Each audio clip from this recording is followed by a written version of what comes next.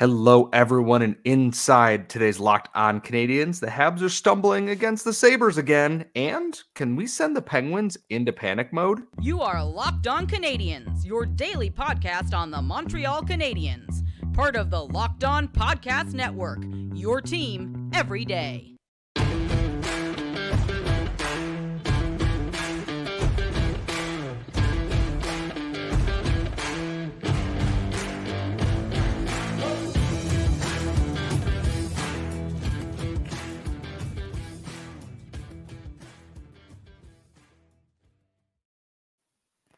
Hello, everyone, and welcome to episode 1016 of Locked On Canadiens. We are your daily Montreal Canadiens podcast, part of the Locked On Podcast Network, where you get your team every single day of the week, wherever you get your daily podcast, Google, Apple, Spotify, or if you're watching on youtube.com, there as well. I am one of your hosts. I am Scott Metlin, and as always, I am joined by the active stick, Laura Saba. And Laura, I was pulling, triple duty, trying to watch, PWHL Montreal, trying to watch the Rocket, and trying to watch the Habs.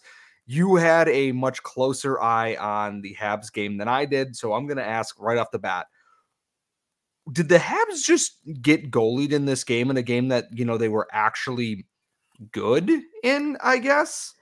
This is a kind of game you want in a rebuild where the Canadiens are showing positive signs in the underlying numbers and they're losing the game. So it looked very much like the Canadiens were, I wouldn't say skating circles around the Sabres, but it's at the point where before we started recording, Scott really had to bring me down to earth on just how not good the Buffalo Sabres are. And it's kind of unfortunate because I look at the roster, I'm like, they should be better than they are. And Scott, I know you disagree with me a little bit, but this is the thing. Like when you're looking at the Montreal Canadiens, yes, I don't even know if I would call it getting goal lead. I would be like, this was something that the Canadiens can draw a lot of lessons from. Like this is a positive. Yeah, and I look at this game and the biggest thing is I want to point out here, in case you're wondering how this game went, Josh Anderson ended this game with a 90% expected goals for percentage, which is unheard of. At the other end of the spectrum, Jesse Ylönen, Brandon Gignac, and Tanner Pearson finished under 11% on that fourth line there, which I don't know. I don't know what's up with that, but this is a game where they were the only three players, that fourth line, who were under 50% expected goals at 5-on-5. The Canadiens just across the board in every counting stat and every, advanced metric here kind of punched the Sabres in the mouth a little bit. 61% shot percent, or Corsi 4 percentage at 5-on-5, 68.85% Fenwick, 61% of the shots at 5-on-5. 58% of the high danger chances, 63% expected goals percentage. And I know that expected goals percentage, etc. What about real goals? Well, the Canadiens got two of them. The Sabres got one of them at even strength, one on the power play and one shorthanded. It's the kind of game that if you're going to lose, I'm actually kind of happy to see a loss, if that makes sense. About as happy as I could be for a loss overall. Other than special teams, again, which I know. The big part out of this is Joshua Waugh, 2 primary assists on the night, which we love to see that. Arbor Jacki had an absolute missile of a shot.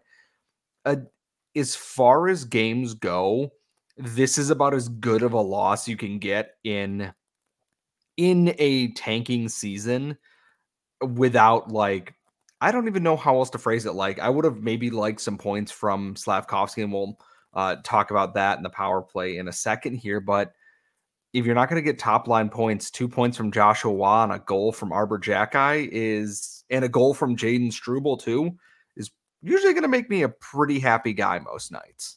Well, yeah, and this is the thing. And when the Canadiens are good too, there are going to be some nights where their stars are going to be kept off the score sheet and be a moral victory for the opposing coach, right? I'm upset about the streaks, obviously, the point streaks, but it had to end sometime.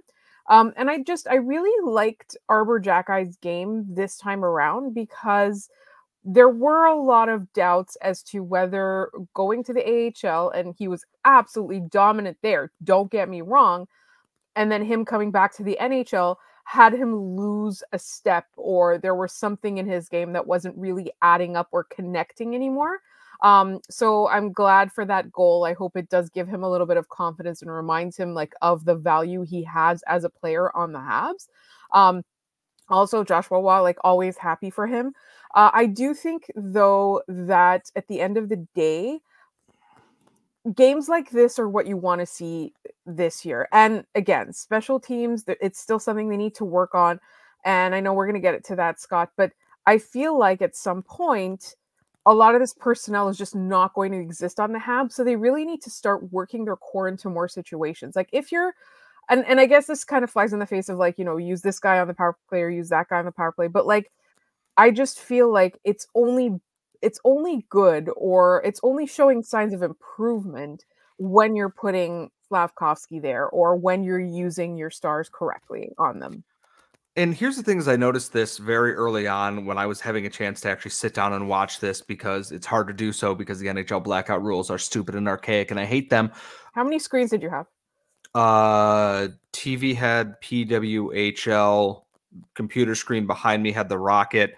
My actual laptop screen had the NHL game on there. So technically 3. I wanted to watch it on my Xbox TV here so I could have it right in front of me and I'm not constantly doing one of these look up and down things and giving myself a headache. I look at this game, the Sabres, the one thing that I noticed very quickly is they were keying in on Slavkovsky on the power play, and he recognized that very early on. And with that happening, again, there wasn't a plan B. And God love Mike Matheson. When there's not a plan B that involves passing it to one of the two players, whether it be to Caufield or Suzuki or over to Slavkovsky, rarely, he doesn't know what to do with it. And the decision-making struggles. And Caufield himself looked a little bit off it tonight. And if the power play clicked like we know it could tonight, this very easily could have been a Habs blowout in this game, because I'm just looking at all these numbers. Outside of the fourth line, everybody was incredible. And it's, you know, you don't get games like that in games where the whole team doesn't play well. Even against the Ducks, I don't think the Habs had numbers like this. They might have. I'd have to go back and check. And I, you know, am just saying that now on this podcast. But the one thing I'm really wondering about coming out of this, and with the Penguins game looming, and we will talk about that, Laura, do you think Cole Caufield's fully healthy right now? There's something off about him. I don't know if it's health or if it's in his head, but he doesn't seem like the Cole Caufield that we've come to expect. He's still obviously playing with a smile on his face, et cetera, et cetera. But I do think that Andrew Berkshire pointed something out that obviously had a bunch of degenerates responding to him in an extremely inappropriate way. And that was that Cole Caufield is the recipient of a ton of cheap shots that go unnoticed or uncalled. And it's definitely something where he hasn't been able to wriggle away like he used to. I think that's a very good point too, is that it's like, I see him getting knocked down around the net a lot. And it's, you know, I don't think it's his shoulders. I just think that it's a wear and tear kind of thing. He's missed some practice this week for therapy days. And I think part of it is he's just getting beat up a lot. They're one of the only lines that are out there right now. And they get used a lot. And that's it. They get used on the power play, key situations, first one out over the boards to start games. They're a target. And Caufield, being the smaller, skilled guy that he is always going to get targeted by other players, fairly or unfairly. That is the thing that's going to happen. And I am not one of those, hey, Arbor, just grab a dude and start wailing on him. But after seeing kind of some of the stuff in this game, I'm like, just grab somebody, anybody, and, you know, and murder them. Not in those words, because my lawyer would advise me otherwise. But I hate the phrase sending a message. But in this circumstance, I think sending a message is kind of what was needed. It's like every game from here on out, like the Coyotes are going to target him. The Devils are going to target him. The Penguins might not because they don't have anyone that can really do that. But I don't want to see the promising parts of this team get picked apart by garbage across the season here. And who knows, maybe he comes out against the Penguins tomorrow night, fresh as a daisy, and just scores 2 goals and has an assist. It's up in the air. It's hard to say in that, but I'm hoping that it's just, hey, a little bit bruised and beaten up, nothing serious, because I do not think I could stomach another year where it's like, well, Caufield got hurt and you're going to hear too small, he's fragile. My model says that I don't give a crap about any of that. I just want to make sure the exciting players on this team can remain as healthy and exciting as possible going forward. Absolutely. And I know we have a ton of stuff to talk about, but just reminding everybody that tomorrow is the mailbag episode. Please send us mailbag questions. You can send them to us on Twitter, LO_Canadiens. You can put them in our YouTube comments, MBQ or mailbag question, or you can email us. And we have tons of responses to our Habs Mount Rushmore. Lots and lots of varied ones. At first, they were very, very, very common. Very, very excited to delve into that. But please, please, please send us your mailbag questions. Yes, and we will get to all of those in tomorrow's episode. But first, we do have to talk about the game that is tomorrow that I kind of forgot about because there's a lot of hockey games, and that's all coming up next. But first, today's show is brought to you by the fine folks at Ibotta. And grocery bills are expensive, but now they don't have to be because you can start getting cash back on your grocery shopping with the free Ibotta app and get cash back every single time you shop. Because Ibotta is the free app that gives you the most cash back every time you shop on hundreds of items, from groceries to beauty supplies to toys, so you can make sure you're beating inflation no matter what you're purchasing. And the average Ibotta user earns $256 a year. That could cover the cost of an entire shopping trip, so you can buy that flight you've been eyeing, that game you're dying to go to, or that fancy dinner you've been craving. Who doesn't love a nice steak after all? And right now, Ibotta is offering our listeners just $5 just for trying Ibotta by using code LOCKEDONNHL when you register. Just go to the App Store or Google Play Store and download the free Ibotta app to start earning cash back and use code LOCKEDONNHL. That's IBOTTA in the Google Play or App Store and use code LOCKEDON today. Welcome back, everybody. This is, of course, Locked On Canadiens, your daily Montreal Canadiens podcast, part of the Locked On Podcast Network. And I'm going to admit to being a poor host of this podcast here, a very serious one. Everyone saw the pizza blanket photo.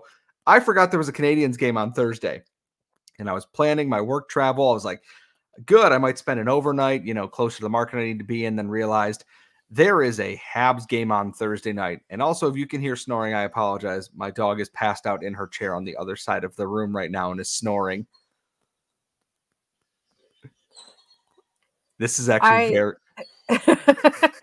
It sounds like she's playing with a toy. She's actually like whinnying like a horse in her sleep. Maple.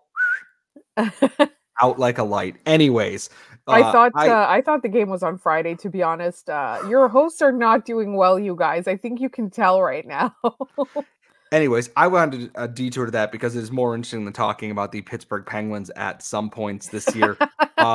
The Penguins have been, I don't want to say bad, but they are a team that when you talk about they are underperforming or they are not performing the way they should have this season, they are a poster child for it.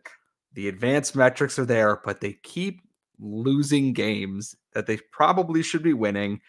Blown out by the Coyotes 5-2, lose to the Panthers, barely squeak by the Canadiens in overtime, beat the Jets in a game they probably should have lost, lose to the Wild in a game they should have won, lose to the Jets, get blown out by the Panthers again, squeak by the Blackhawks, get pummeled by the Kings, who are on a free fall, and then lose to the Islanders in the game they should have won. And they are just ridiculously inconsistent over and over and over again.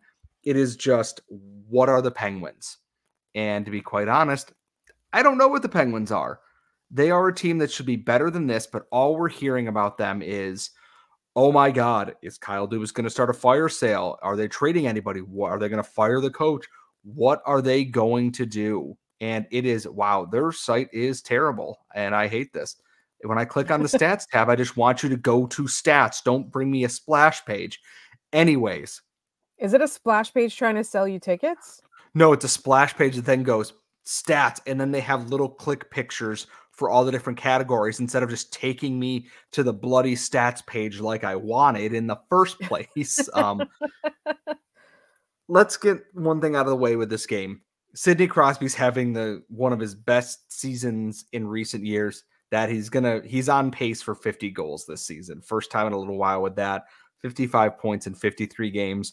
Right behind him is the now currently injured Jake Gensel, 52 points in 50 games. And then Evgeny Malkin, 42 points in 53 games. Erik Karlsson, 39 points in 53 games.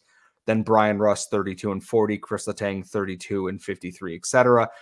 This is a team that when you talk about top-heavy teams, you have their big four, maybe five, depending on how you see Brian Rust, and then off a cliff. Chris Letang's production's kind of taken a little bit of a dip this year. Riley Smith hasn't been what they were hoping for. Ricard Raquel's not really there. Lars Eller is, your third line center. He's there to do third line center things. And it's just off a cliff. There's Drew O'Connor has 18 points. Ryan Graves has 10 points, and they paid big money for these players. They are a team that, for all of Kyle Dubas's smarts, it seems like he bet on the wrong horses in this. And maybe it's just a regression thing, but the Penguins are a team that are teetering on the cusp of doing something really stupid. And I'm hoping the Canadiens can push them over that edge. Like last year, when they won 3 games against the Penguins and cost them a playoff spot. They have the chance to do the funniest possible thing in this game, but they are traveling on a back-to-back against a Penguins team who's probably very angry after losing to the Islanders this week. And the Islanders and Penguins are definitely they're a rivalry right now. Blood feud. It's a blood feud. Yeah. But I this is the thing. It's last time there was a back-to-back where the opponent was there for the taking. I didn't love how the Canadiens treated that. And it's true that it was it was during the day, everything was off, blah, blah, blah. But I didn't love their reaction. So for me, what I'm looking for, I'm not looking for a win necessarily. I'm looking for them to keep that killer instinct to the best of their ability. I understand that they're tired. I understand that they will probably be a little bit slowed down, as any team on a back-to-back with travel included would be. I just want to see them try. I want to see efforts and ideas. And that's exactly it. Is actually, I'm going to go check out where their special teams rank too, because I'm pretty sure the Penguins power play has been part of their issue this season here, which, wow, I can't imagine what that's like. Let's take a look at power play percentage. But that's the thing. They have so many weapons there. You know what I mean? It feels like a wasted season for Erik Karlsson. Scott is making a face for those of you who aren't watching on YouTube. Okay, Laura, what do you think the Montreal Canadiens power play percentage is this season? I don't know. It's probably 2. It is 20.1%, good for 18th in the NHL. Okay. What do you think the Pittsburgh Penguins power play percentage is this season? Okay, so you pointed it out, so it's got to be 15 or 17 or something like that. You shot too high. What? It is 13.5% on the season. 30th in the NHL, 0.4 points out of last place. The Chicago Blackhawks are clicking in at 13.1. The Flyers at 13.3, not counting tonight's game. Their power play is abysmal, and I don't understand it when you have Sidney Crosby, Erik Karlsson, and Evgeny Malkin as part of it. That's what I'm telling you. There's so many weapons on that power play. This is honestly, it feels like Kyle Dubas keeps landing into an embarrassment of riches, and for whatever reason, it's not working out. Their penalty kill, however, looks to be very good. 82.1% good for 8th in the NHL. Not far from being inside. Fine. The Canadiens weren't going to score anyways. See, here's the thing is, I think they could. But I am not willing to test the Canadiens penalty kill in front of Jake Allen on a back-to-back with travel tomorrow night. If there was ever a cure for getting the Penguins out of a power play funk, it is all of that, and I am not willing to take part in that at any point in time. I everything about this game screams the Canadiens are probably going to be a get-right game for the Penguins. Something dumb's going to happen. The Canadiens might jump out to a 4-0 lead and blow it and then win in overtime because that's funny. Or they might get smoked like 5-1 in this game. It's gonna be ridiculous. The Penguins, like I said, are gonna be mad. If the Penguins come out like I think they're gonna come out in this game, Montreal better weather that storm and get after the, I'm gonna call it a bottom 9 in Pittsburgh, basically, outside of like Malkin and Rust, maybe. Pittsburgh's there for the taking. I'm not sure who they're going to start in net, whether it be Nedeljkovic or Tristan Jarry, but Tristan Jarry has struggled against the Canadiens mightily in the past. So I guess we will see on that. We will have your recap tomorrow with the mailbag episode. Tweet us at LO_Canadiens, LockedOnCanadiens@gmail.com.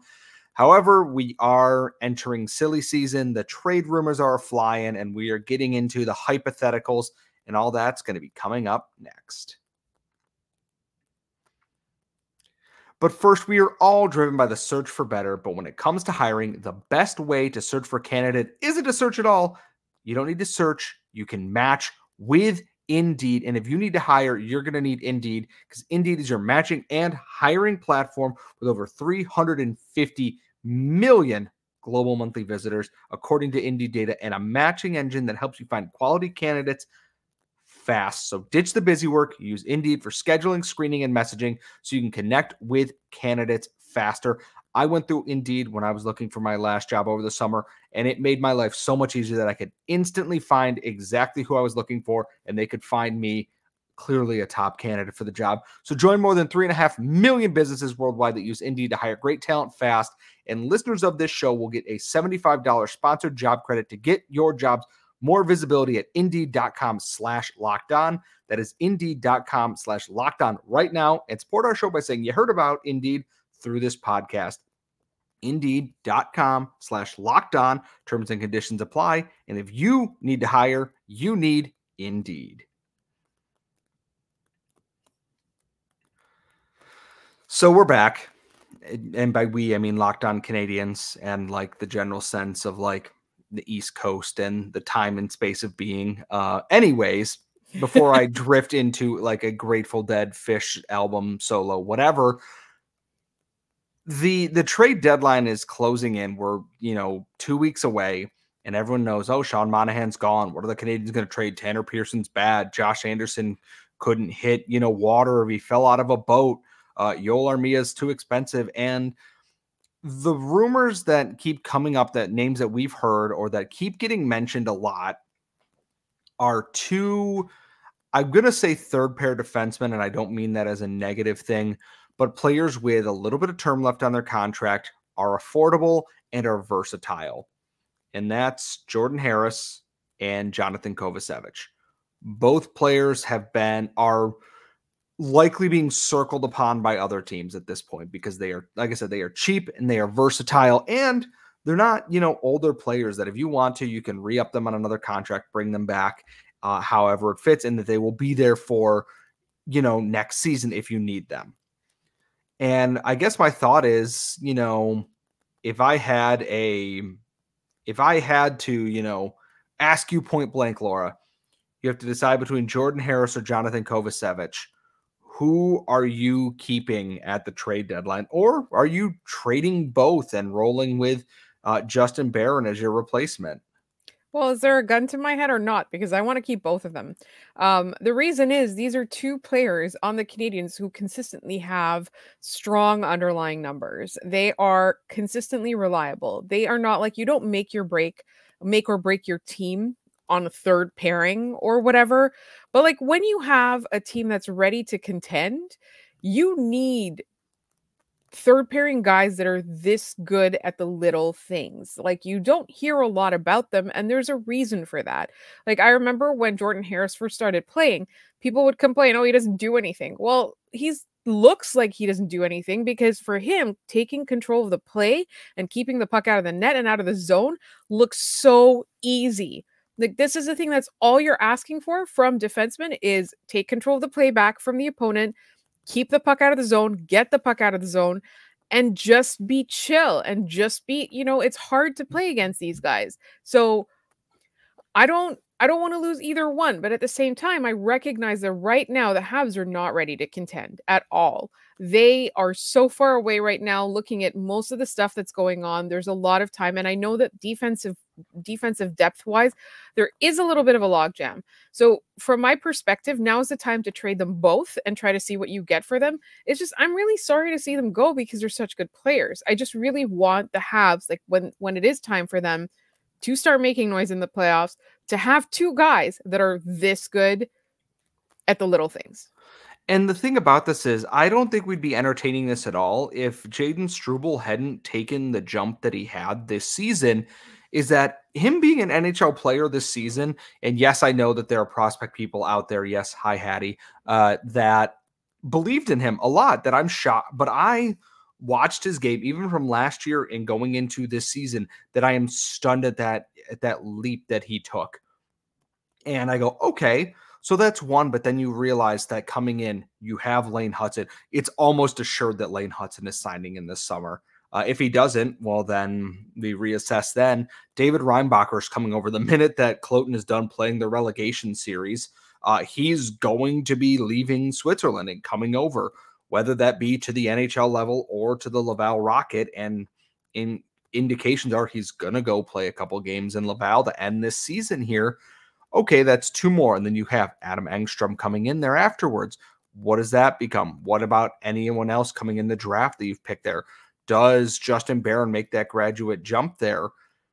And I'm glad you mentioned being tough to play against, because there is Arbor Jackeye tough to play against.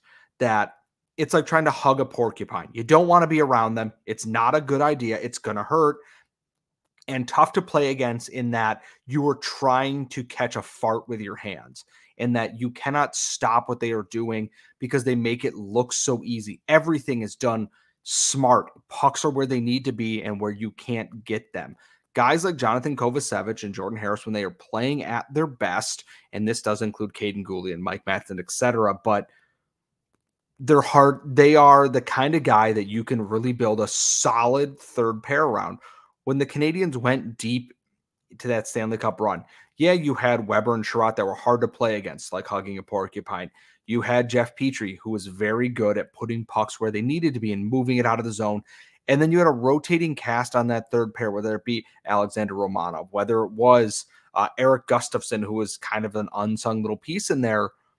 Harrison Kovacevic fill that role. And you don't have to play him every day, but it's a damn sight better than, whatever overpaid vet you were having there not getting the same results.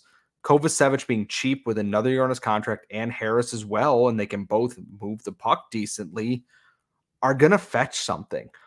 And I don't think it's going to be a first-round pick, far from it, but I think some team will give up a good chunk for any of those, and I don't really know which one I'd want to part with at this point. I like Kovacevic, and I think Jordan Harris is still underrated by this fan base, but I think Jaden Struble's made him a little bit expendable, and Kovacevic is perhaps a little bit more trusted by the Canadian staff at this point. So either way, we have to see one of my favorites go. Or, you know what? Maybe Kent Hughes is going to do his thing where he's patiently waiting for the return he wants as opposed to the return he's going to get or going to be offered. So we might not see a trade either way. But the fact that these names keep coming up, Scott, as you pointed out before we started recording, we have to pay attention and we have to come to terms with the possibility of losing one or both of them. And I really don't want to see what the Canadiens look like after the trade deadline if that happens. And I think that's part of the rebuild that no one really talks about. Well, that we don't talk about much is that you will lose your favorites. We lost Arturi Lehkonen. That sucked. We hated that. Alexander Romanov got traded. Yeah, it netted Kirby Dach. And maybe it's not right now, but maybe as part of a draft day trade, etc. Kent Hughes is known for that kind of thing. So we'll keep an eye out. We'll see what's coming. I don't think it'll happen till the deadline itself. I think the Canadiens are going to just hold on to everything they got right now unless they are offered something, whether that be Tanner Pearson or Jake Allen or Caden Primo or Harris or Kovacevic or, 75 shin shields from the Bell Center, what's left of the metal costume, 17 pylons that are kept outside, the snow off of one of the statues. Anything can be sold. It's just, I think they're going to hold on to it right now. When those trades do come, though, no givesies, backsies. We will take your picks and prospects, and you will like it. Coming up in tomorrow's episode, we will recap the Penguins game. We will have the Friday mailbag, so please tweet us at LO_Canadiens, lockedoncanadiens@gmail.com. In the YouTube comments, just put MBQ so we can pick that out in there. As always, thank you so much for tuning in, and we will see you all next time.